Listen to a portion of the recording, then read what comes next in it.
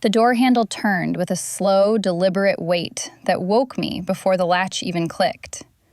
It was 3 a.m., that hollow hour when the city outside finally stops breathing, leaving only the hum of the refrigerator and the sudden, sharp intake of breath from the woman standing in my doorway.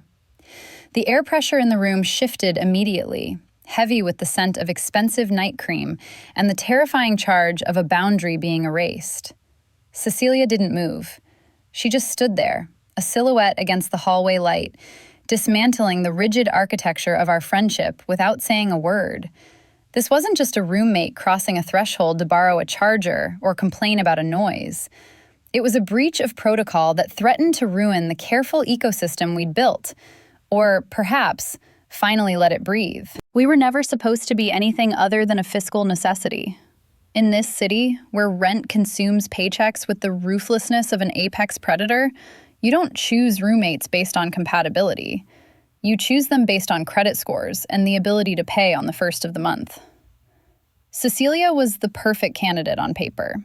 She was a director of operations for a tech firm, the kind of woman who treated her life like a perfectly executed Gantt chart. Her existence was a series of deliverables: the 5 a.m. spin class, the tailored blazers, the dating life that looked like a recruitment drive for future ex-husbands. I knew the archetype. I knew the danger. As a queer woman, you learn early on that the straight girl crush is a trap, a cliche that ends in tearful conversations and you moving out 3 months early. So I built a wall. I categorized Cecilia as off-limits architecture: aesthetic, expensive, and not for touching. We signed the lease with the tacit understanding that our lives would run on parallel tracks, visible to each other, but never intersecting. The apartment was a study in compromise, a demilitarized zone of neutral tones and shared utilities where we performed our separate rituals. Her mornings were a symphony of efficiency. I would hear the sharp clack of her heels on the hardwood before I'd even opened my eyes. The scent of her espresso, dark, bitter, precise, would drift under my door like a weather report. By the time I stumbled into the kitchen, hair in a chaotic knot and wearing a t-shirt that had seen better decades, she would already be gone, leaving behind only a rinsed mug and the lingering ghost of her perfume. It was a sterile coexistence, safe. My own life was a stark contrast, a messy collage of freelance deadlines, late-night creative bursts, and a dating history that was colorful but equally exhausting. I watched her move through our shared space like she was navigating a boardroom.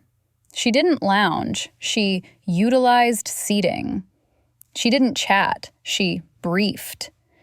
It was fascinating to watch, in the way you watch a complex machine operate. I admired the construction of her persona, the rigid heterosexuality that felt less like a desire and more like a corporate strategy. She brought men home occasionally, tall guys with firm handshakes and names that sounded interchangeable. Men who took up space but left no impression. I would smile, offer a polite wave from the couch, and retreat to my room, playing the role of the supportive, invisible roommate. I convinced myself that her beauty was objective, not subjective. I told myself I could appreciate the curve of her jaw, or the way her silk blouses draped over her shoulders, the same way I appreciated a well-designed lamp. It was a lie, of course. The tension coiled tight in the spaces between us, in the accidental brush of hands over the kitchen counter, in the way the air felt thinner when we were both in the living room.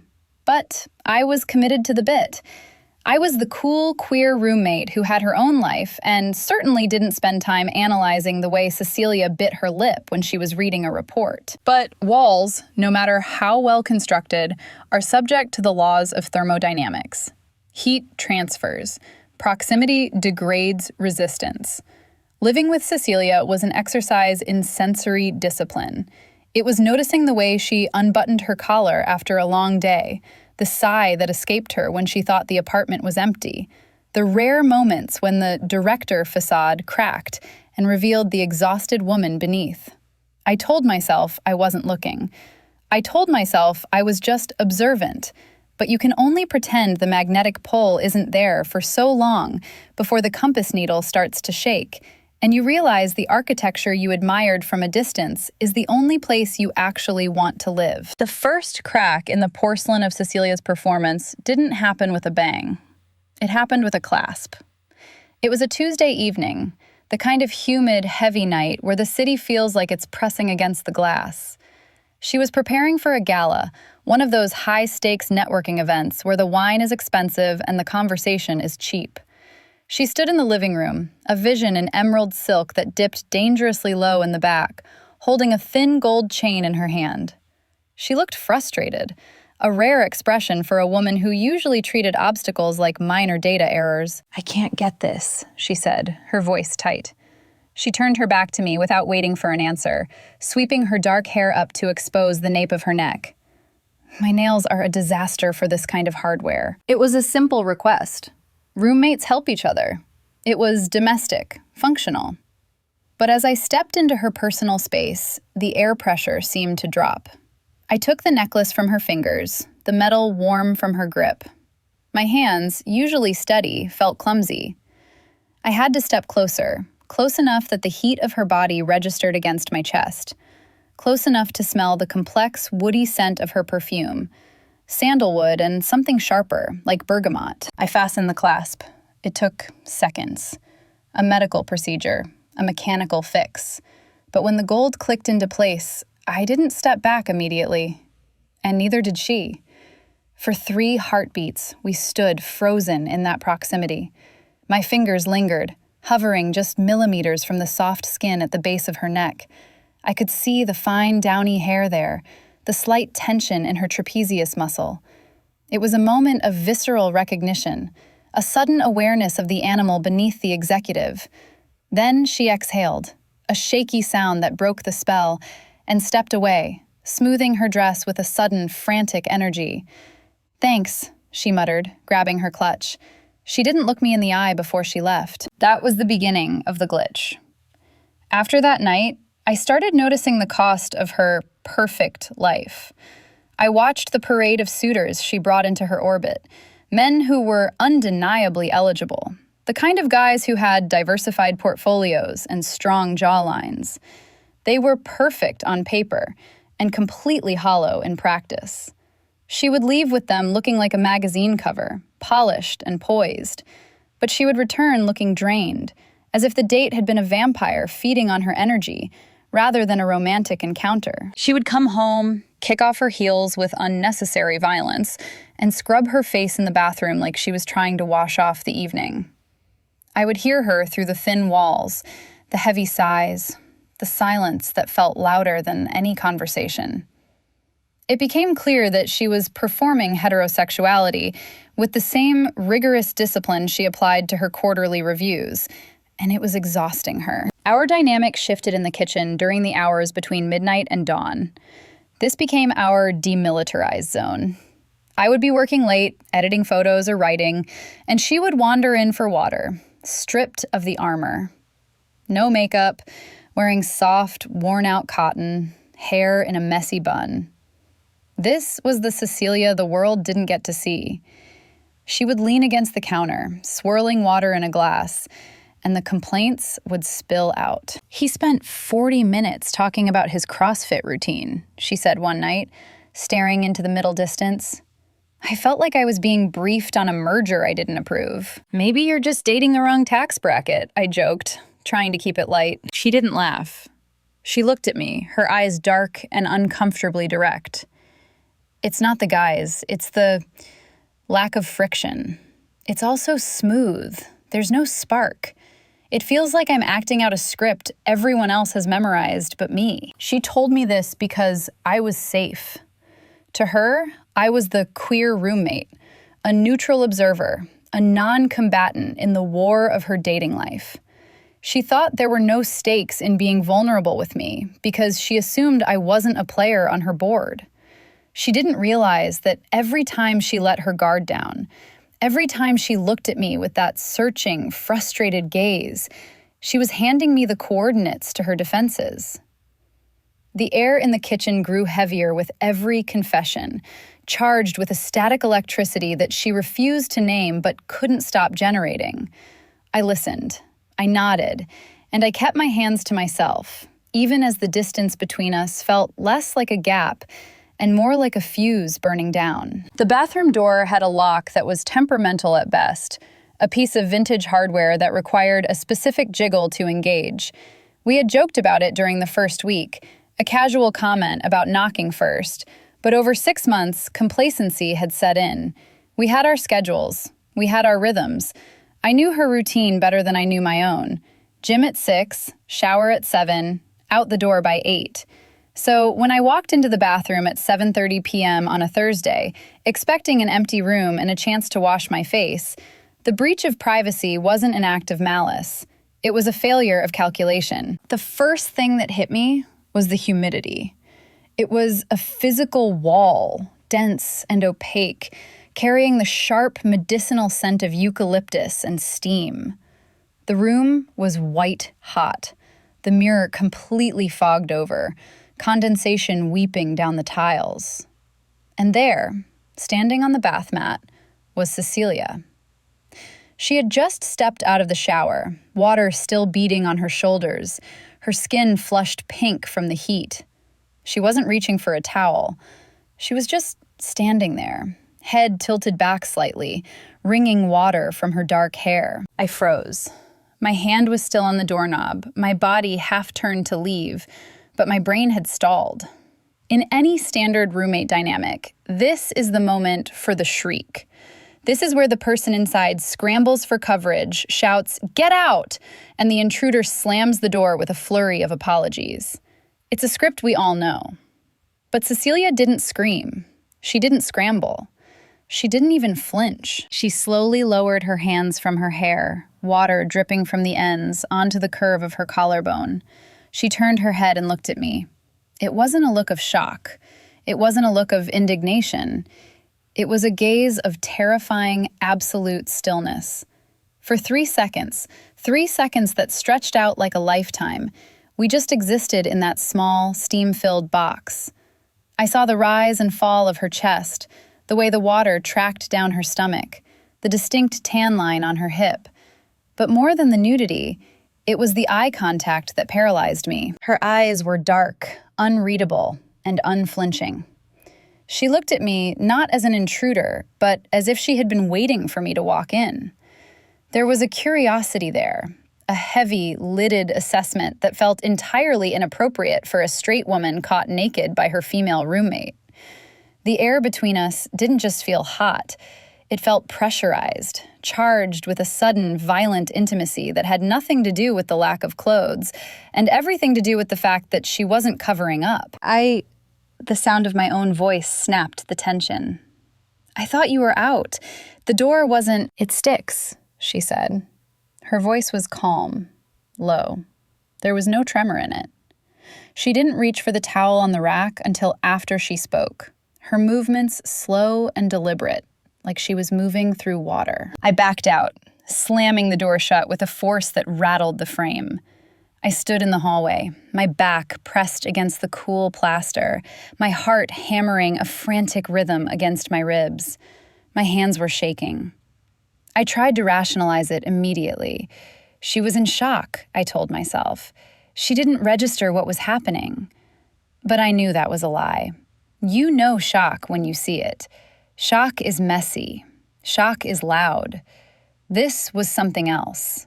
This was recognition. I retreated to my room, sitting on the edge of my bed, trying to erase the image burned into my retinas. But the brain is a traitor. It replayed the scene on a loop. The steam, the silence, the way her gaze had dropped to my lips for a fraction of a second before returning to my eyes. It wasn't the accidental nudity that had shifted the axis of our world. It was the pause.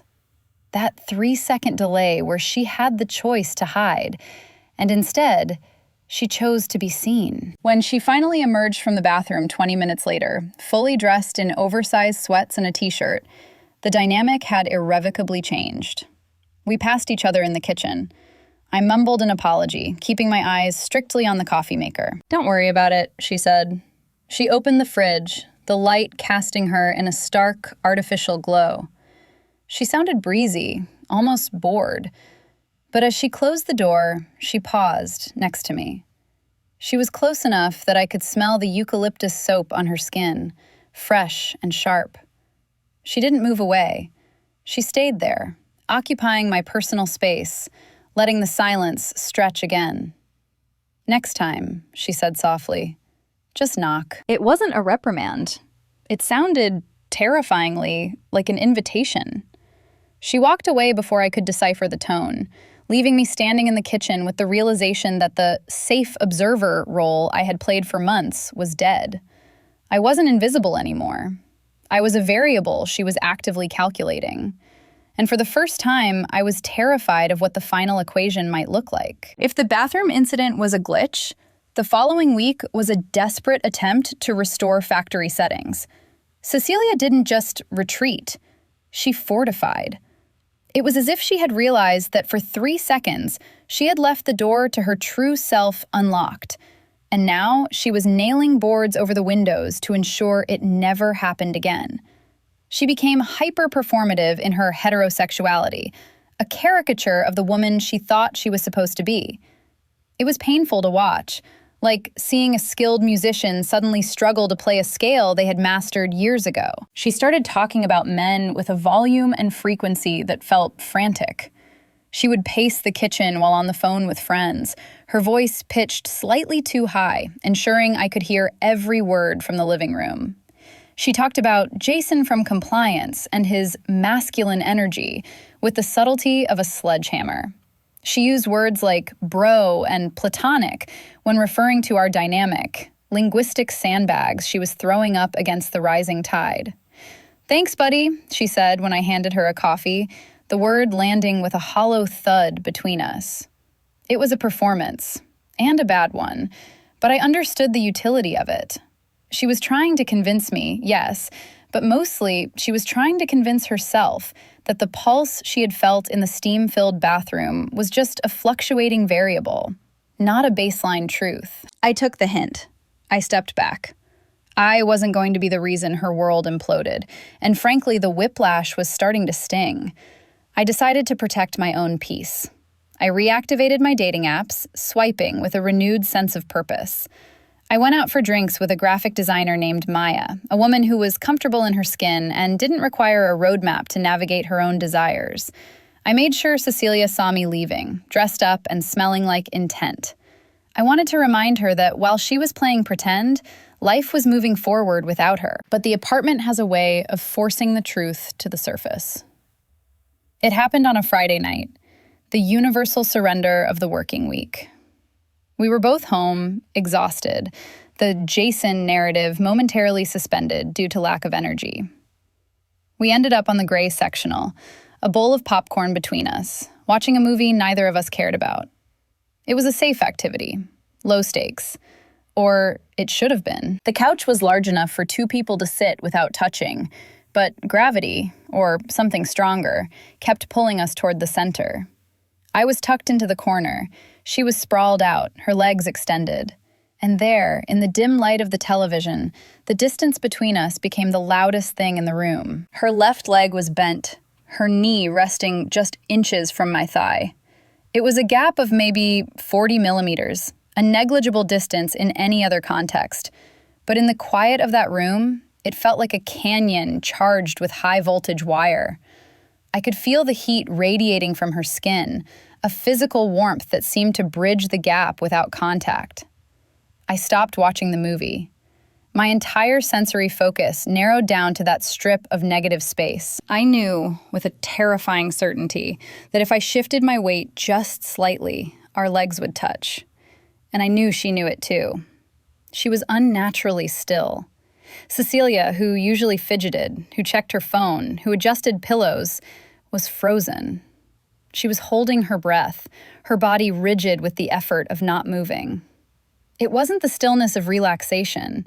It was the stillness of a predator, or prey, waiting for the snap of a twig. The air between us thickened, heavy with the static of everything we weren't doing.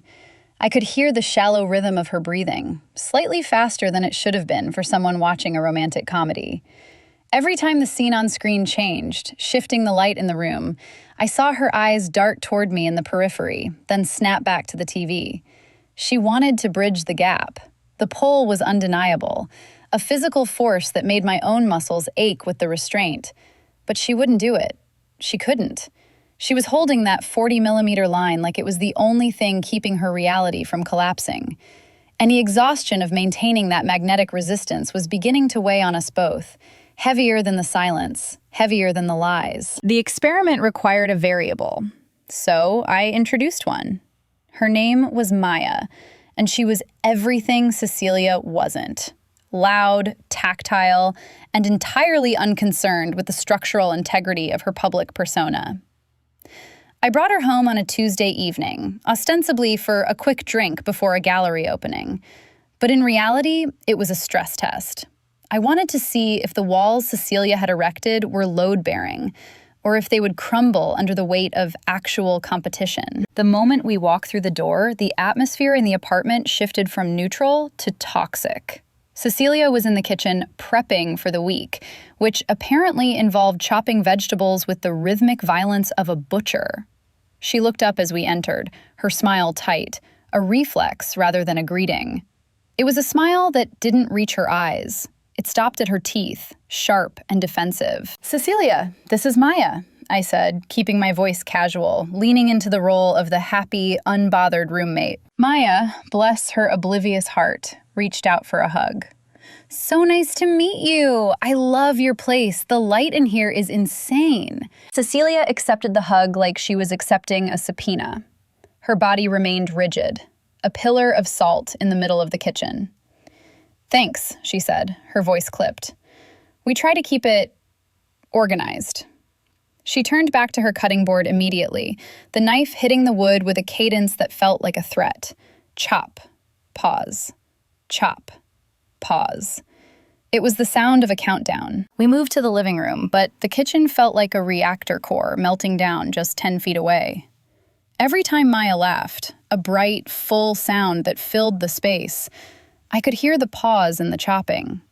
Every time Maya touched my arm or leaned in to whisper a joke, the ambient temperature in the room seemed to drop another degree. It wasn't subtle. It was technically polite. She offered us water, she asked about the gallery, but vibrationally, it was hostile. It was the energy of a woman who is watching something that belongs to her being handled by a stranger, even if she refuses to claim ownership of it herself. When we finally left, the door clicking shut behind us felt like escaping a pressurized cabin. I went out, I drank the cheap wine, I laughed at the art, but my mind was back in that kitchen, analyzing the frequency of the silence she had weaponized against us. I came home 3 hours later. Maya was gone. The apartment was dark, save for the under-cabinet lights in the kitchen, where Cecilia was still standing. She was scrubbing the countertops. They were already clean. I had wiped them down that morning. But she was scrubbing them with a ferocity that suggested she was trying to erase a stain that only she could see. "You're back early," she said without turning around. The sponge moved in tight, angry circles. "The opening was crowded," I replied, tossing my keys in the bowl. "Did you have a good night?" She stopped scrubbing. She turned slowly, leaning her hip against the counter, crossing her arms over her chest. It was her boardroom stance, defensive, superior, ready to dismantle a subordinate. "We need to talk about the apartment dynamic," she said. Her tone was professional, but her jaw was working, a muscle feathering under the skin. "Okay," I said, leaning against the doorframe. "What about it?" "It feels chaotic lately," she said, choosing the word carefully. "Having people over during the week, the noise levels, it disrupts the rhythm of the space. I have early meetings, you know that." I stared at her. We had been in the apartment for 45 minutes. We had played music at a volume lower than the hum of the refrigerator. Maya had taken her shoes off. "Cecilia, we were here for less than an hour. We whispered. You're currently making more noise cleaning a clean counter than we made all night. It's not about the decibels, she snapped, the mask slipping. Her voice rose, sharp and brittle. It's the energy. It's the intrusion. You bring these people into our space, and it changes the atmosphere. It feels crowded. It feels disrespectful. Disrespectful? I pushed off the doorframe, stepping into her space. The accusation was ridiculous, and we both knew it. Is it disrespectful because I brought a guest? Or is it disrespectful because I brought a woman I'm sleeping with? She flinched. It was small, barely a tremor, but it was there. That has nothing to do with it. I don't care who you date. Don't you? I pressed. I was tired of the code. I was tired of the sanitized language. Because you're not acting like a roommate who's annoyed by noise. You're acting like a partner who's been cheated on. You're scrubbing that counter like you're trying to sand down your own feelings. I am not jealous, she hissed, the word escaping her before she could catch it. She hadn't meant to say it. By denying it so vehemently, she had brought it into the room, a living, breathing thing standing between us. I didn't say you were, I said softly. The silence that followed was absolute. It wasn't the comfortable silence of cohabitation. It was the vacuum after an explosion. She stared at me, her chest heaving, her eyes wide and terrified. She had played her hand. She had revealed that the issue wasn't the dishes, or the schedule, or the lease. The issue was that she hated seeing me with someone else, and she didn't have the language to explain why. She looked at me, lips parted as if to speak, to retract, to spin, but nothing came out. The truth was a frequency she couldn't tune out anymore, and for the first time, she stopped trying to drown it in noise. The sky broke open an hour later, a torrential downpour that battered the city with biblical fury. It was the kind of storm that erases the skyline, turning the view from our floor-to-ceiling windows into a shifting gray wall of water. Then, the power grid surrendered. The lights flickered once, a brief, spasmodic strobe, before dying completely, plunging the apartment into a heavy, premature twilight. The sudden absence of the refrigerator's hum and the HVAC system left us in a silence so profound it felt like the air had been sucked out of the room. We were trapped. The elevators would be down, the streets flooded, the world outside suspended. It was just the two of us, the gray light, and the unresolved tension of the kitchen argument hanging between us like smoke that refused to clear. Cecilia couldn't sit still. The loss of power seemed to sever her connection to her usual composure. She paced the length of the living room, her silhouette cutting back and forth against the backdrop of the storm. She was unraveling. The director of operations had no team to manage, no emails to answer, no way to optimize the disaster. She was just a woman in a dark room with the person she was trying desperately not to want. She had changed out of her work clothes into yoga pants and a loose sweatshirt, but she moved with the agitation of someone in a straitjacket. She kept checking her phone, the screen illuminating her face in harsh blue bursts, even though there was no signal. It was a nervous tick, a desperate search for an external anchor. I can't get a signal, she muttered, tossing the phone onto the couch cushion. It bounced and landed face down.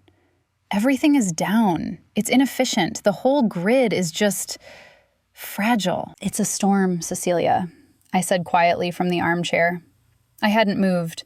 I was tracking her movement, feeling the anxiety radiating off her in waves. It happens. The systems reset. Not my systems, she whispered. She stopped pacing and turned to face the window, her back to me. Her shoulders were hunched, the posture of someone protecting a vital organ. I feel like I'm running a program that's incompatible with the hardware. Does that make sense? I'm executing all the right protocols, the job, the dates, the 5-year plan, but the output is corrupted. It all feels misaligned. Like I'm building a structure on a foundation that doesn't exist. It was the most honest thing she had ever said to me. She was using the language of her profession to describe a spiritual crisis. She wasn't talking about the power outage. She was talking about the exhausting performance of her life. She was admitting that the straight, successful executive persona was a suit that didn't fit, and the seams were starting to tear. I stood up. The floorboards creaked, a sound that seemed deafening in the quiet. I walked across the room until I was standing just behind her. I didn't touch her immediately. I let my presence settle, a heat source in the cold, gray light. "Maybe," I said, my voice low, "you're trying to optimize for the wrong metric. You're looking for efficiency when you should be looking for resonance." She let out a breath that was half sob, half laugh. "I don't know the difference anymore." I reached out. My hand found the curve of her shoulder. It was a gamble. In the dark, with the storm raging, the rules of engagement were suspended. Under my palm, her muscle was rock hard, tense with the effort of holding herself together. But she didn't pull away. When my fingers brushed the cotton of her sweatshirt, she flinched, a sharp, electric reaction. But then, miraculously, she leaned back. It was a surrender of millimeters. Her body softened, the tension bleeding out as she allowed herself to accept the support. I moved my thumb against the nape of her neck, a slow, grounding rhythm. She made a sound low in her throat, a whimpering exhale that had nothing to do with corporate strategy and everything to do with need. For a moment, we stood on the precipice. The air between us was thick, magnetized. She turned her head slightly, her cheek brushing against my hand. I could feel the heat of her face, the rapid cadence of her breathing. She was right there. The mask was on the floor. All she had to do was turn around. All she had to do was fall. Then the fear caught up. I felt her stiffen, the director rebooting the system in a panic. She pulled away abruptly, the movement sharp and violent, stepping out of my reach as if I had burned her. "I need to sleep," she said, her voice trembling, breathless. She didn't look at me. She couldn't. She practically ran to her bedroom, the door clicking shut with a finality that echoed through the dark apartment, leaving me alone with the storm. The hours that followed were a study in sensory deprivation and acute awareness. I lay on my back, staring at the ceiling, where shadows from the street lamps outside were dancing a frantic, rain-swept tango. The storm had settled into a relentless, drowning rhythm, battering the glass with the persistence of an ocean trying to reclaim land. But my focus wasn't on the violence of the weather. It was tuned entirely to the frequency of the room next door. The walls of our apartment were pre-war solid, usually excellent at containing sound, but tonight they seemed paper-thin, transmitting every vibration of Cecilia's unrest. I heard the pacing first. It was a soft, rhythmic thud, thud, thud of bare feet on hardwood, a pendulum swinging back and forth in the dark. She would walk the length of her room, pause at the window. I imagined her staring out at the gray chaos, and then turn back. It went on for 40 minutes. Then, silence. A heavy, suffocating silence that was worse than the movement. I lay there, heart hammering against my ribs, wondering if she had finally collapsed into sleep, or if she was sitting on the edge of her bed, head in hands, fighting a war I could only sense but not see. The air in my own room felt pressurized, thick with the static of everything we had almost said in the living room before she ran. Then, the handle of my door turned. It wasn't the sharp, decisive click of a mistake. It was the slow, hydraulic turn of a deliberate action. The sound was barely audible over the rain, but in the vacuum of my insomnia, it sounded like a gunshot. I stopped breathing. I watched the brass lever depress, agonizingly slow, until the latch gave way. The door drifted open, pushing a wedge of hallway shadow into the sanctuary of my room. Cecilia stood in the frame. A flash of lightning, distant now, but still bright enough to cast the world in stark relief, illuminated her silhouette. She looked wrecked. The polished, armored director of operations who optimized her life in 15-minute increments was gone. In her place was a woman stripped down to the studs. She was wearing an oversized, worn-out t-shirt that hung off one shoulder, her legs bare, her hair a tangled, dark halo around a face scrubbed clean of defense. She looked raw. She looked young. She looked like an exposed nerve ending standing on my threshold, shivering not from cold, but from the sheer, terrifying exposure of being seen. "I can't sleep," she whispered. The words were barely a breath, fragile and terrified. It was code. We both knew it. "I can't sleep" meant I can't be alone with the noise in my head. "I can't sleep" meant the architecture I built is falling down and I don't know where else to go. I didn't say a word. I didn't turn on the lamp to break the spell. I simply shifted my weight, pulling the duvet back in a silent invitation, opening the space beside me. It was the most dangerous thing I had ever done in our friendship. It was an admission that the boundary was gone. She didn't hesitate. She didn't offer a disclaimer about the storm or the power outage. She moved toward the bed with the desperate gravity of a survivor finding a life raft. She climbed in, the mattress dipping under her weight, shifting the tectonic plates of our entire relationship. She didn't stay on the edge. She moved into the center, into the warmth I had created, bringing with her the scent of rain and that specific, sharp smell of ozone and anxiety. The physical sensation of her body settling against mine was a shock to the system, a sudden, overwhelming calibration of reality.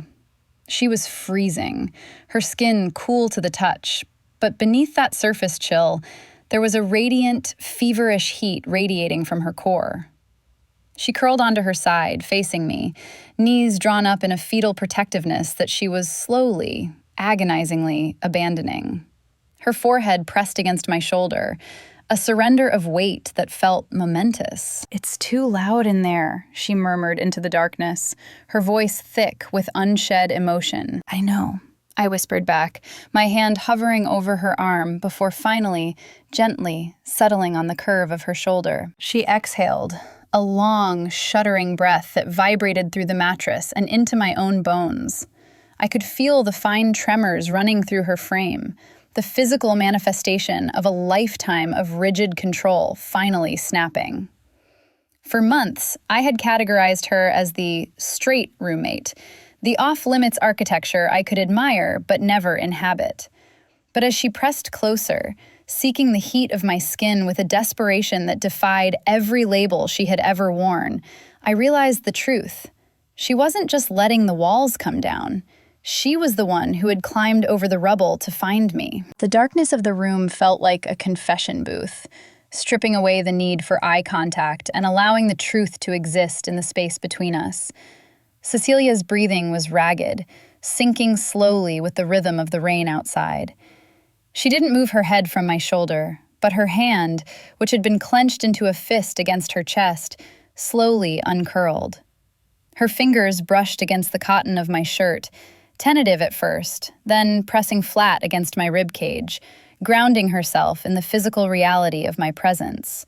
"I'm tired," she whispered. The words were heavy, weighted with meanings that had nothing to do with sleep deprivation. "I'm so tired of the performance. It's exhausting, isn't it? Pretending you don't feel the gravity when you're already falling." "You don't have to perform here," I said, my voice low, barely disturbing the silence. I moved my hand from her shoulder to her hair, fingers threading through the dark, tangled strands. It was an intimate gesture, one I had imagined 100 times, but never dared to enact.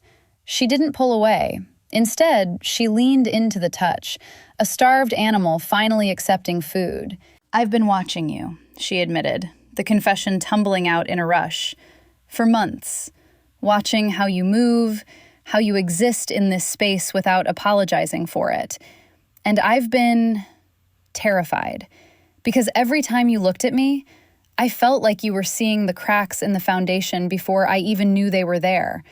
I wanted to fix them. I wanted to seal them up. But mostly, I just wanted you to keep looking." The admission hung in the air, fragile and devastating. The straight roommate narrative was dissolving in real time, replaced by the terrified honesty of a woman who had been fighting a war against her own nature. The shift from talking to touching happened without a conscious decision. It was a gravitational inevitability. My hand slid down to cup her cheek, my thumb tracing the sharp line of her jaw.